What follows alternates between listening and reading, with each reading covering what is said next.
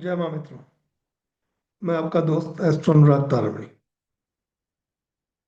आपने अक्सर सुना होगा कि एक योग के बारे में बहुत चर्चा होती है, और वो योग है गुरु और राहु की। इस योग को जनरली अच्छा नहीं माना गया है। आपने अक्सर ज्योतिषियों के मुंह से सुना होगा या यूट्यूब पे बहुत से वीडियोस में भी देखा होगा कि इस व्यक्ति को लिखते हैं, अक्सर टाइटल आता है गुरु चांडाल योग। क्या ये वास्तव में चांडाल योग है?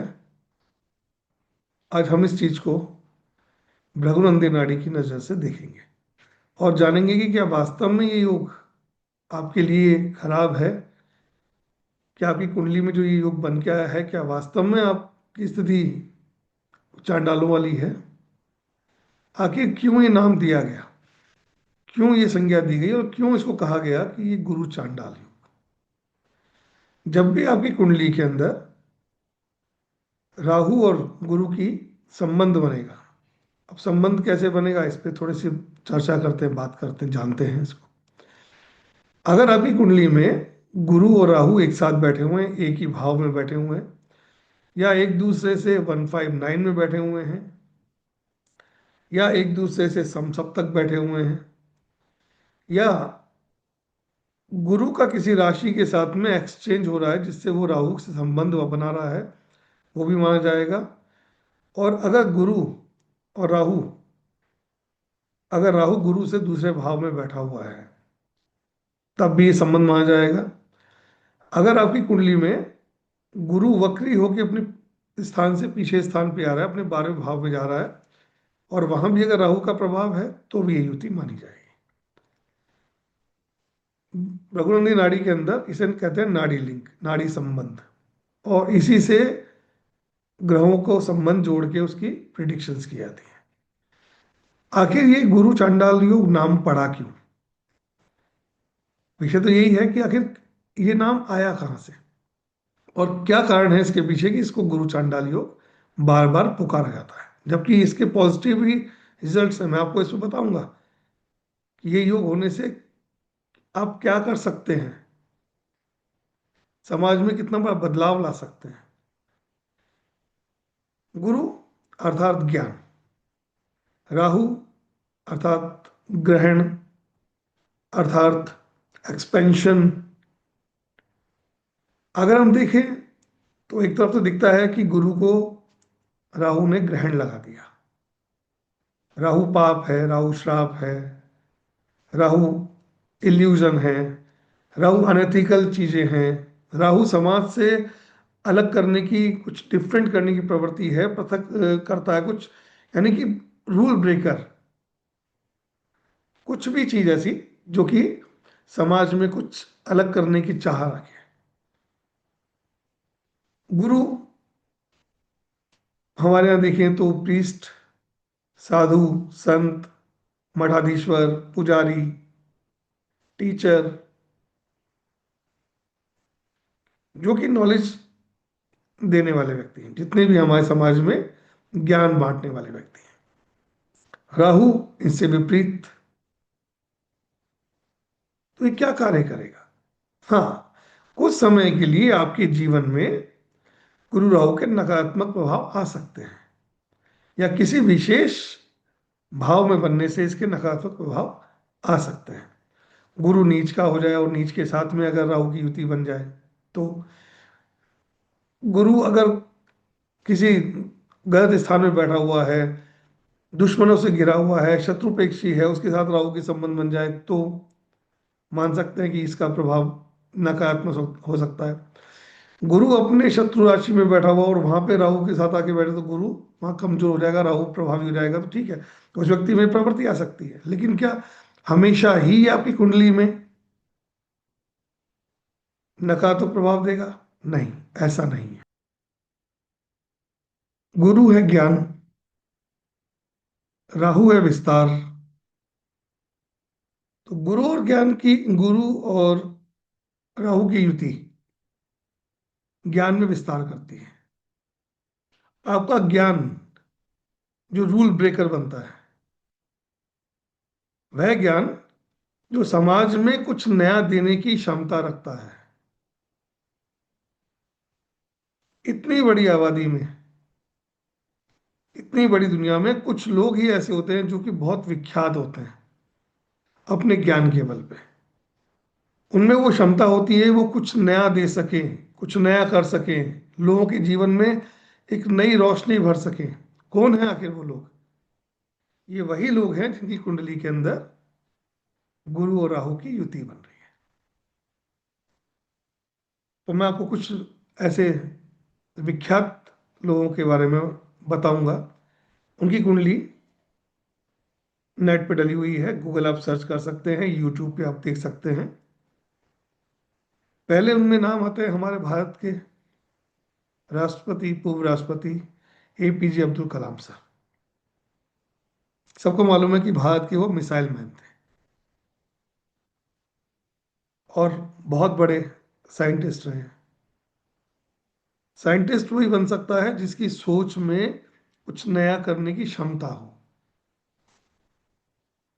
तो उनकी कुंडली में आप देखेंगे तो गुरु राहु की युति है। गुरु लग्न में बैठा हुआ है और राहु उनके नवम भाव में बैठा हुआ है। तो सीधा सीधा संबंध बन गया उनका 159 का, जिसकी वजह से उनकी सोच जो थी वो बिल्कुल विपरीत थी, समाज से विपरीत थी, बहुत बड़ी थी। कहाँ उनका जन्म हुआ? छोटे से गांव के अंदर, छोटे से एक गरीब परिवार के अंदर, लेकिन वो वहां से निकल के कहाँ तक पहुंचे। दूसरे, अल्बर्ट आइंस्टाइन, इस नाम से कोई भी दुनिया में अछूता नहीं, सब जानते हैं इस नाम को। उनकी कुंडली में भी जुपिटर, राहु और मंगल तीनों की युति, यानी अगेन जुपिटर राहु वापस आ गए। तीसरे, भारत के प्रसिद्ध एस रामानुजन, मैथमेटिशियन, जिन्होंने दुनिया को बहुत से ऐसे सूत्र दिए, गणित की ऐसी ऐसी चीजें दी उन्होंने, जिसका आज भी हमारा विज्ञान जगत उनके लिए के सामने नतमस्तक होता है। जुपिटर, बुध, राहु और सूर्य की युति उनकी कुंडली में। जुपिटर राहु का फिर संबंध बन गया। चौथा नाम सीवी रमन सर, उनकी कुंडली में भी राहु और जुपिटर की युति है। पांचवा नाम होमी जे भाभा, हमारे परमाणु वैज्ञानिक रहे हैं, जिन्होंने कहा था कि अगर भारत सरकार उनका सपोर्ट करे तो 18 महीने में हम भारत को परमाणु शक्ति बना सकते हैं। उनकी कुंडली के अंदर भी जुपिटर, राहु और चंद्रमा का योग है। जुपिटर राहु जब भी कनेक्ट होगा, ये आपकी सोच को विस्तारवादी बना देगा, कुछ ऐसी क्षमता आपके अंदर दे देगा जो आप इस समाज के लिए कुछ नया कर जाएंगे। एक और नाम जगदीश सी बोस, इनकी कुंडली में भी अगर आप देखेंगे तो जुपिटर से 10वें भाव के अंदर राहु बैठा हुआ है। जुपिटर लग्न में है, 10वें भाव में इनके राहु बैठा हुआ। भृगुनंदी नाड़ी के अंदर जुपिटर जातक है और उस जातक से 10वां भाव उसका प्रोफेशन का है, कर्म का है। तो जुपिटर से 10वां राहु आ गया, जिसकी वजह से उनके कर्म क्षेत्र में, उनके कर्म में, कर्म स्थान में राहु बैठा हुआ है। और जब भी जिस व्यक्ति के 10वें भाव में कर्म स्थान में राहु आके बैठ जाए, चाहे जुपिटर से बैठे चाहे 10वें भाव में आके वैसे ही बैठ जाए, वो व्यक्ति बड़े अलग तरीके से कार्य करने वाले होते हैं। उनके अंदर वो क्षमता होती है जो समाज को ये कह सके कि ये कार्य ऐसा नहीं, ऐसा होना चाहिए।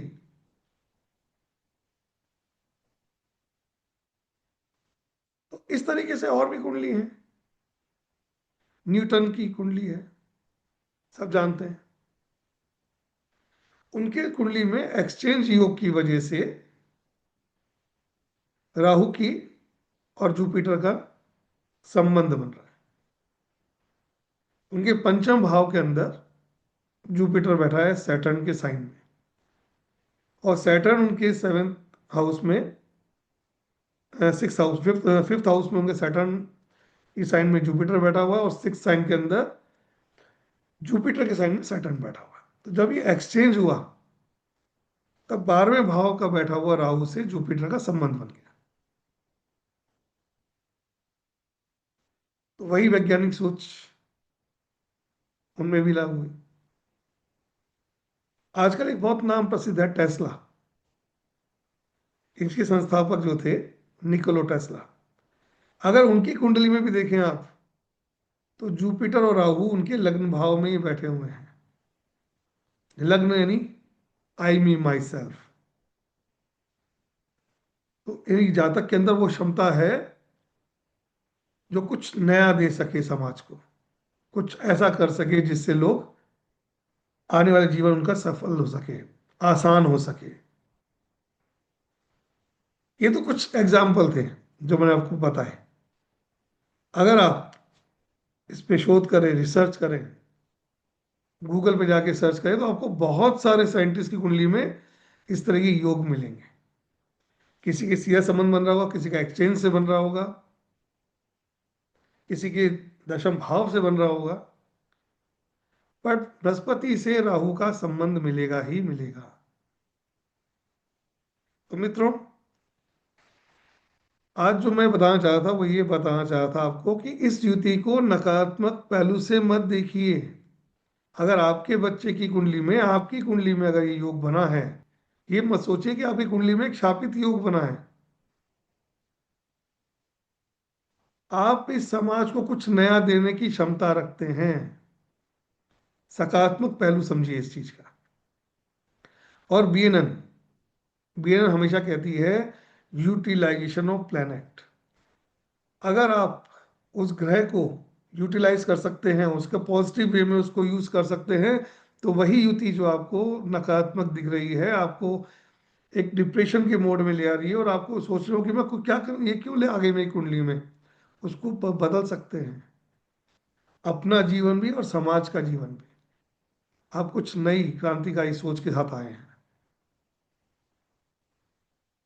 मैं ऐसे कई युगों को लेके आता रहूंगा, और मैं बताऊंगा आपको कि उन युतियों को समाज ने कहा कि ये युति तो बहुत खराब है, नकारात्मक है, ये कुछ नहीं करेगा, लेकिन वही युति लेके व्यक्ति समाज में बहुत प्रतिष्ठित हो गए। शनि केतु, शनि राहु।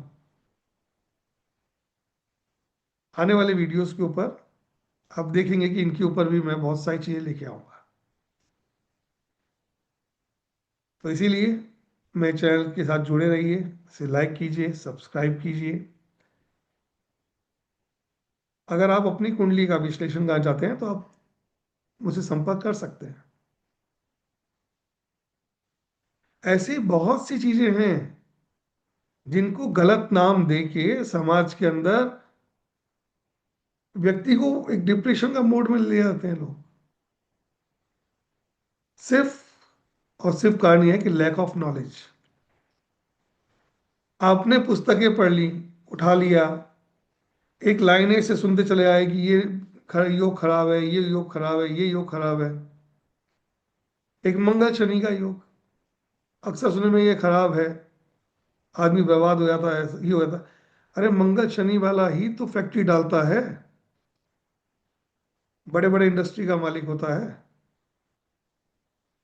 यूटिलाइजेशन। तो मित्रों, जुड़े रहिए, बने रहिए, और इसी तरीके की अमूल्य ज्ञान के साथ आपको मैं समय समय पे और भी चीजें आपके सामने लाता रहूंगा। जय मां मित्र।